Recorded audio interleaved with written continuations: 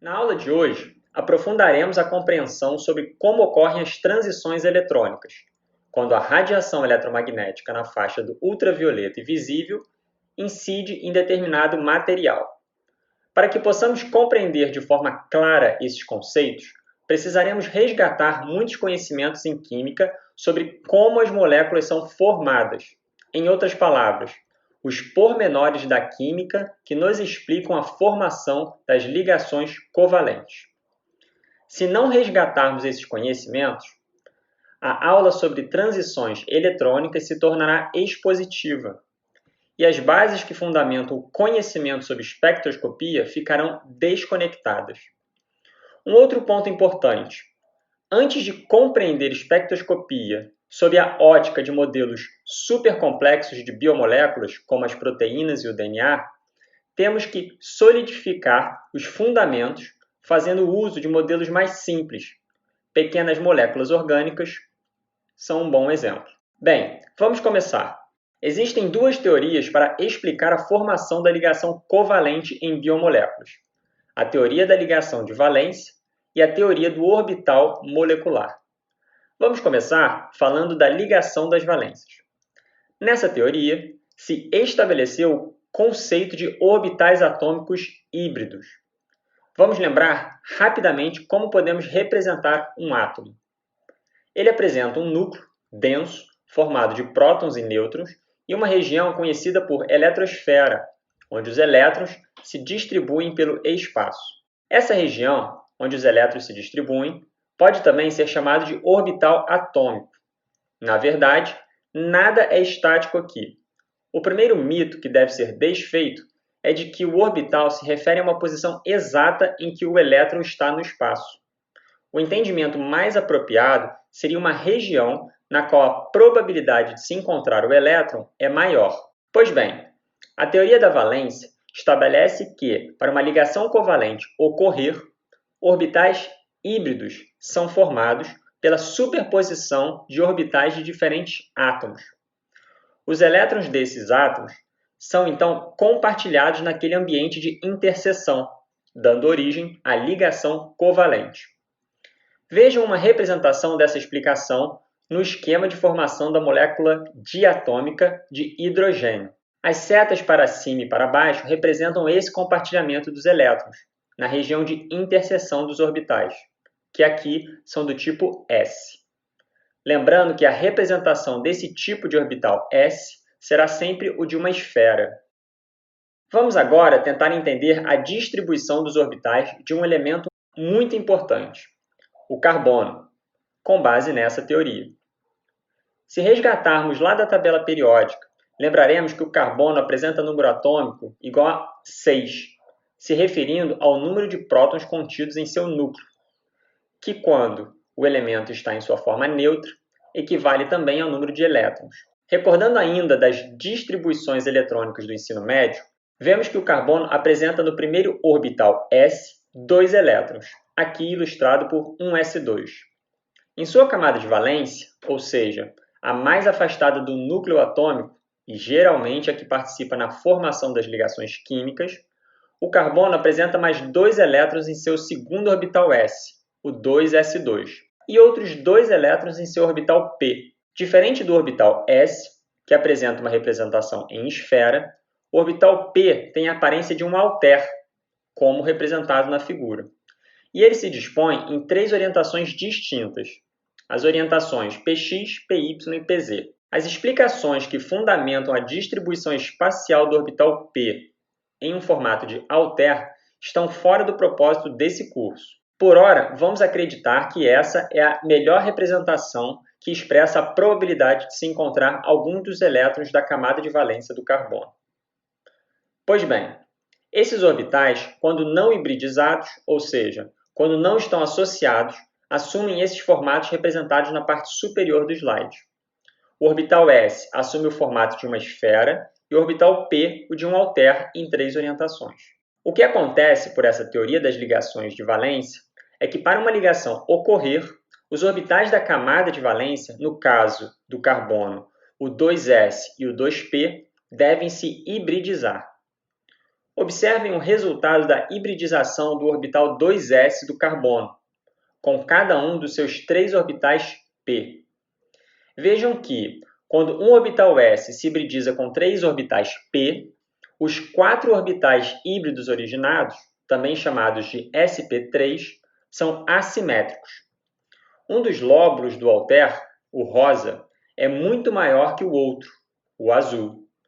Essa assimetria do orbital híbrido sp3 do carbono permite com que ele se sobreponha com mais eficiência a outro átomo no momento da formação de uma ligação química. Em outras palavras, o orbital híbrido sp3 está fortemente orientado em uma direção, o lóbulo rosa ou positivo. Uma confusão que pode surgir aqui é como que um orbital 2s, no formato de esfera, somado a 3 orbitais p, no formato de alter, dão origem a 4 orbitais sp3 assimétricos, no formato de alter, e não apenas 3, como representado na ilustração.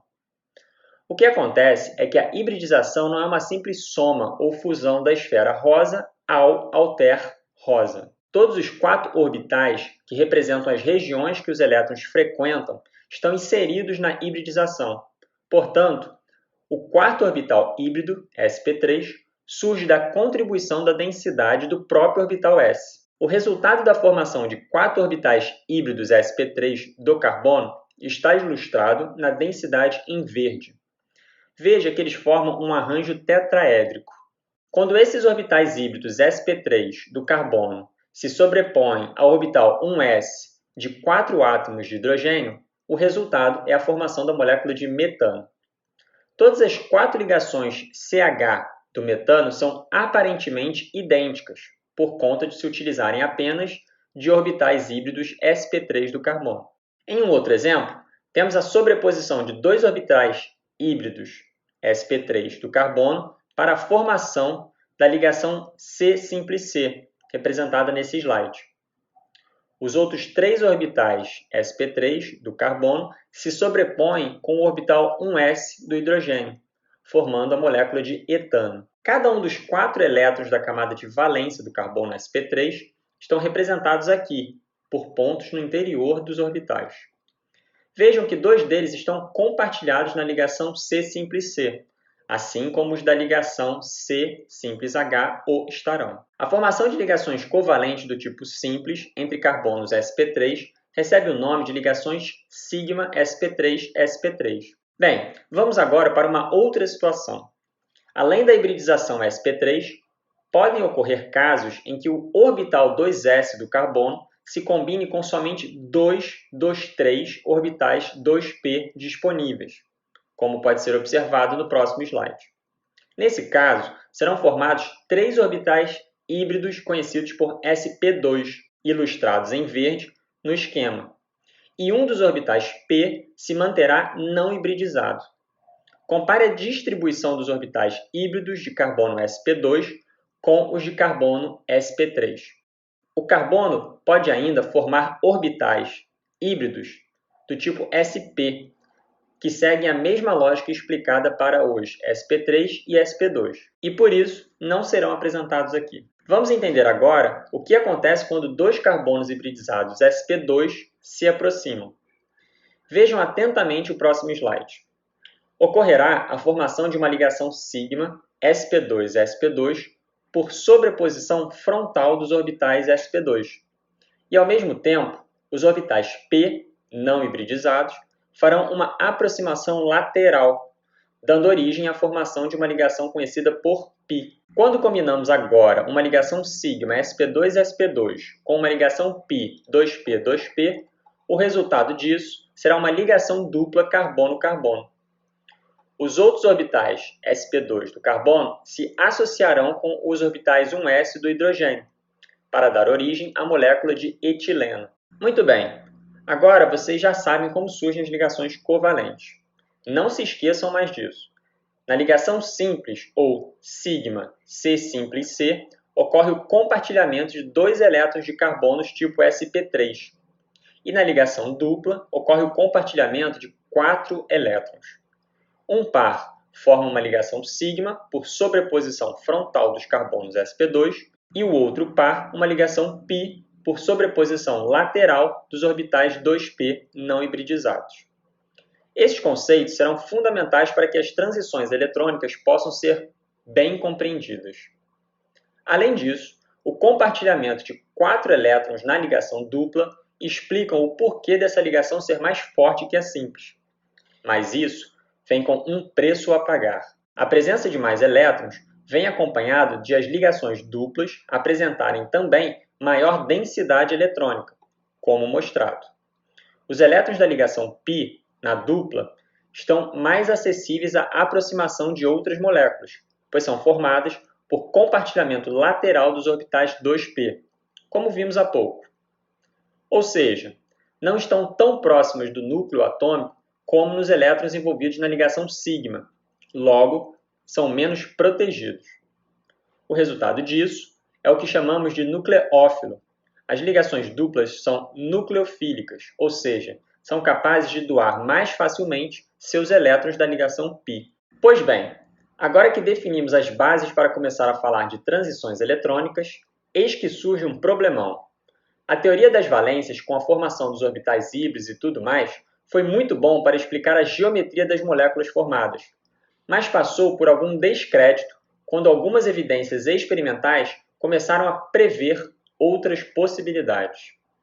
Vamos aprofundar um pouco para que a transição entre as teorias ocorra de forma tranquila. Existe um tipo de espectroscopia no ultravioleta conhecido por espectroscopia de fóton-elétrons.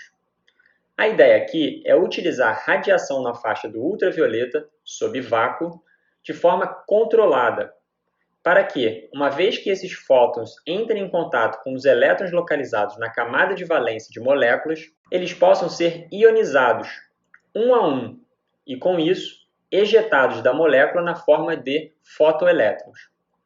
Quando ejetados, detectores especializados são capazes de analisar o número e a energia cinética desses fotoelétrons emitidos. O mais interessante é que é possível utilizar ainda a radiação ultravioleta para ejetar elétrons apenas dos níveis de valência. Técnica essa chamada de UPS, do inglês Ultraviolet Photoelectron Spectroscopy. Ou ainda, utilizar radiação com muito mais energia, os raios-x, na técnica XPS, ou X-ray Photon Electron Spectroscopy. Nesse último caso, teríamos energia suficiente para ejetar até mesmo os elétrons mais próximos ao núcleo, haja vista que estão ligados mais fortemente. Pois bem, por que estou falando tudo isso?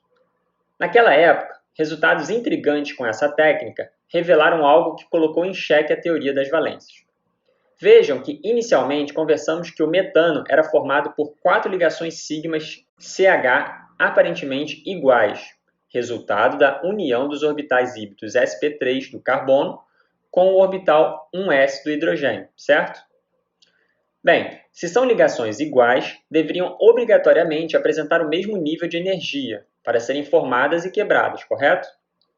Pois é aqui que entra o problema. O previsto seria que, quando resolvêssemos ejetar os elétrons da camada de valência do metano pela técnica de UPS, que acabei de mencionar, deveríamos ver apenas um pico intenso, referente à energia de ionização liberada da ejeção dos elétrons nas ligações sigma-CH, inicialmente previstas por serem idênticas. Agora vejam o que os experimentos surpreendentemente revelaram. 2 picos de energia de ligação foram vistos. Em outras palavras, a energia que é necessária para manter as ligações covalentes unidas. Um em aproximadamente 14 elétron-volts e outro em 22 elétron-volts, sendo que o pico de 14 elétron-volts tinha aproximadamente 3 vezes a intensidade do de 22 elétron-volts. Evidências como essa e muitas outras trouxeram a necessidade de se construir toda uma nova compreensão sobre como se comportavam as energias envolvidas nos processos de formação das ligações químicas nas moléculas. É aí que entra a teoria dos orbitais moleculares. A interpretação do espectro do metano é que nessa molécula existe, na verdade, um orbital molecular de menor energia e 3 outros orbitais que compartilham a mesma quantidade de energia, ou seja, são degenerados. Veja no gráfico à esquerda o resultado da espectroscopia de fotoelétron para o metano, de forma a melhor compreenderem o que foi explicado. À direita, poderão visualizar todos os 4 orbitais atômicos do carbono, 2s, 2px, 2py e 2pz, da camada de valência, e os 4 orbitais 1s dos 4 átomos de hidrogênio. Pela teoria dos orbitais moleculares, esses 8 orbitais atômicos na molécula de metano irão agora sofrer uma combinação linear para gerar 8 orbitais moleculares. A teoria dos orbitais moleculares não prevê mais a superposição de orbitais atômicos, mas sim funções de onda que descrevem a combinação desses orbitais. Essa abordagem se mostrou melhor para descrever a região do espaço onde os elétrons possuem maior probabilidade de serem encontrados. E, para compreendermos transições eletrônicas no ultravioleta e visível, não conseguiremos fugir dessa teoria. Vejam nesse slide a diferença entre o que a teoria das valências prevê e o que a teoria dos orbitais moleculares quer dizer, usando como exemplo a molécula diatômica do gás hidrogênio. Não há mais sobreposição de orbitais, e sim combinação entre eles. E isso só é possível pela descrição matemática de uma função de onda. Na molécula do gás hidrogênio, a diferença é fácil de observar, mas em moléculas maiores, a dificuldade aumentará. Vamos analisar então o diagrama dos orbitais moleculares para o gás hidrogênio e entender de uma vez por todas o que é uma transição eletrônica. Como o hidrogênio apresenta apenas um elétron, a distribuição do orbital atômico aqui representado com as iniciais OA é 1s. Na formação da molécula diatômica do gás hidrogênio, a combinação das funções de onda entre esses dois orbitais atômicos dará origem a 2 orbitais moleculares, aqui representado com a inicial OM. Um deles é chamado de sigma ligante, onde o elétron passará a maior parte do tempo, ou seja, terá densidade aditiva. E um orbital molecular, sigma antiligante, onde não encontraremos o elétron, por isso, densidade subtrativa, como mostrado no azul. Pois bem, uma transição eletrônica ocorre quando um elétron sai do orbital sigma ligante, menos energético, e vai para seu orbital sigma antiligante, o mais energético. Outro nome que damos a esse orbital antiligante é sigma estrela. Transições desse tipo, sigma-sigma estrela, exigem que uma grande quantidade de energia seja fornecida a esse sistema. Por exemplo, quando lançamos radiação eletromagnética. Quando esse tipo de transição sigma-sigma estrela ocorre, a molécula diatômica é destruída, ou seja, a ligação sigma que unia os átomos de hidrogênio na molécula de gás hidrogênio é desfeita. Agora vamos tentar compreender a distribuição dos orbitais moleculares para a molécula de metano. Vejam agora que mesmo para uma molécula simples como o metano, CH4, a combinação linear dos orbitais entre os átomos envolvidos, um carbono e 4 hidrogênios, já alcança um outro nível de complexidade. Bem, a combinação de 4 orbitais atômicos de um átomo de carbono, o 2s, 2px, 2py e 2pz, com 4 orbitais atômicos 1s dos 4 átomos de hidrogênio, irá dar origem a 8 orbitais moleculares, 4 ligantes sigma, chamados sigma 1, sigma 2, sigma 3 e sigma 4, e 4 antiligantes sigma estrela. O propósito de lhes apresentar essa distribuição para o metano é para que tenham a ideia da complexidade que a teoria dos orbitais moleculares pode alcançar e que entendam que essas densidades aditivas e subtrativas, aqui representadas em amarelo e azul, expressam as regiões mais prováveis de se encontrar os elétrons, que participam nessas interações do tipo sigma. Essa teoria é a que melhor descreve as evidências obtidas dos cálculos de energia de ligação pelas técnicas espectroscópicas. Veja no próximo slide. Os 2 picos para o metano em 22 eV e 14 eV, com diferença de 3 vezes na intensidade entre eles, obtido quando temos a ejeção dos elétrons por radiação ultravioleta, é coerente com a ejeção dos elétrons do orbital mais estável, o sigma-1, e dos 3 orbitais degenerados, sigma-2, 3 e 4.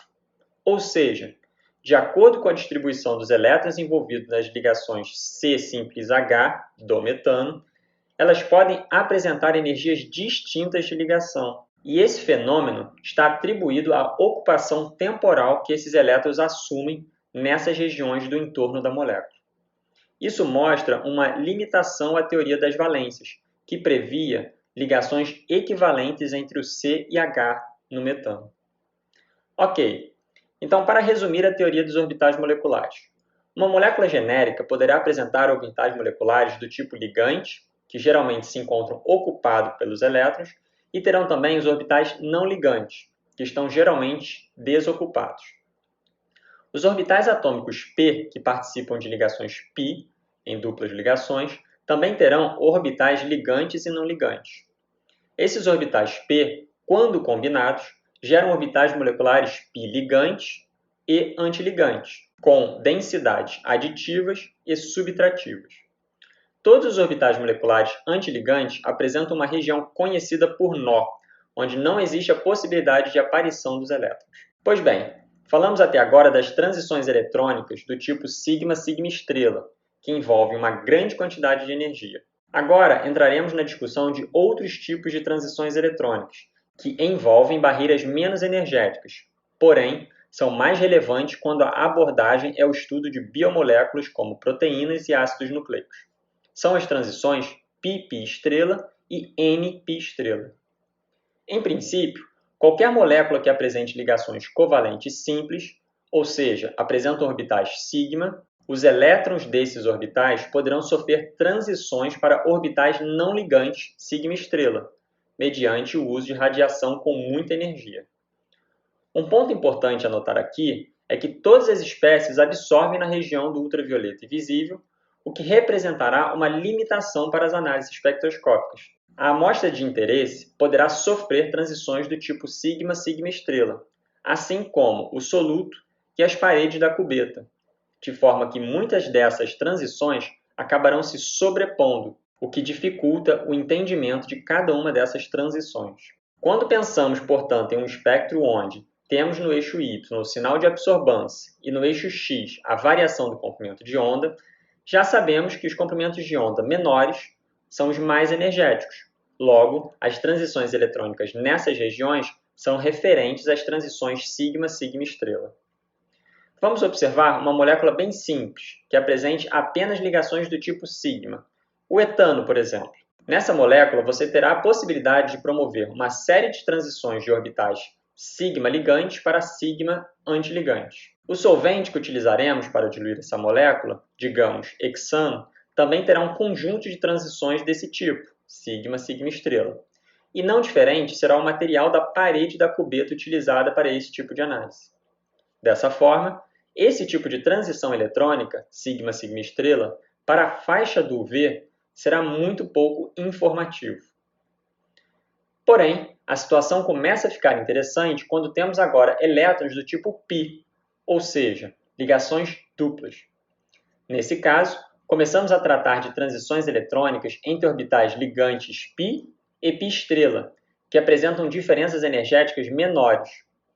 Portanto, a radiação necessária para promover esse tipo de transição também será menos energética, ou seja, comprimentos de onda maiores. Nesse caso, já nos livramos também do sinal do solvente, por exemplo, se considerarmos o hexano. Moléculas de hexano não apresentam elétrons do tipo π, logo, teremos um espectro de absorção mais limpo e sem a contribuição do solvente.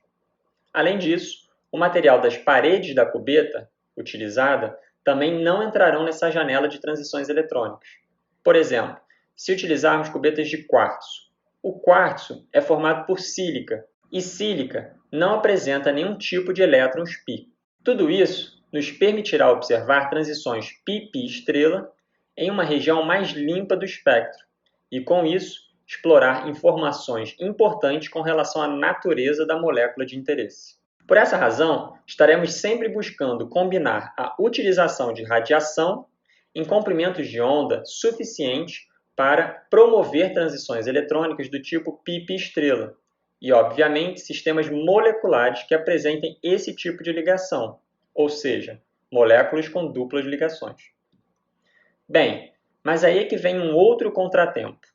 Nem todas as moléculas de interesse apresentam ligações duplas, de forma que possamos iluminá-las com radiação para promover essas transições π-π estrela. Acontece que para o campo das ciências da vida, por exemplo, no estudo das proteínas e ácidos nucleicos, podemos tirar algum proveito dessa situação. Isso porque algumas cadeias laterais de aminoácidos aromáticos apresentam elétrons em orbitais do tipo π.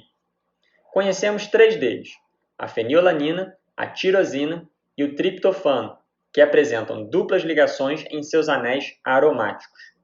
Se pensarmos no DNA, também temos as bases nitrogenadas, que apresentam duplas ligações e, com isso, podemos observar também essas transições π-π estrela. Um caso bastante especial que ocorre em proteínas refere-se a transições eletrônicas do grupo carbonila, da ligação peptídica. O grupo carbonila é um cromóforo, pois também permite transições eletrônicas em regiões limpas do espectro.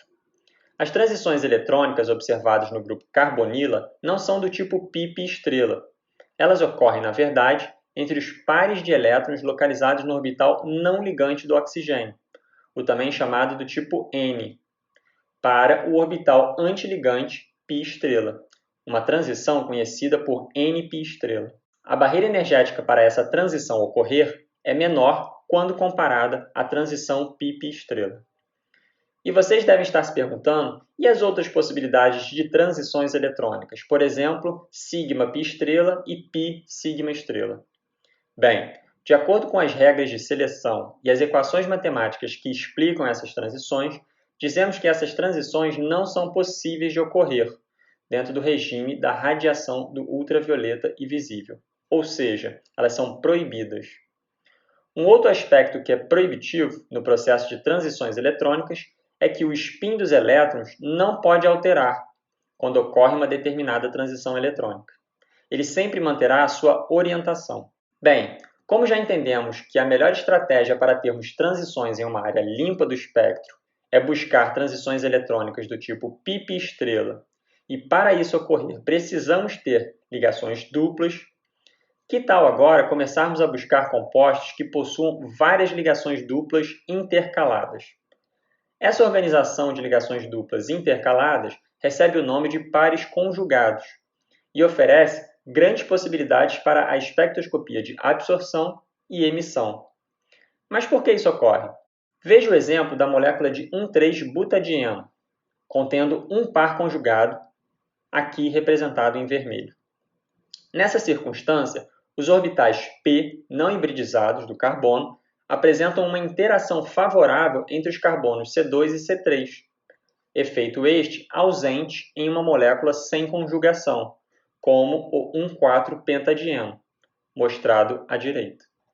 O resultado disso é que existirá uma certa quantidade de caráter de dupla ligação na ligação simples entre o carbono 2 e 3 do par conjugado. Isso pode ser evidenciado pelo mapa de potencial eletrostático dessas moléculas, onde existe uma maior densidade eletrônica em vermelho na ligação simples entre o carbono 2 e o carbono 3.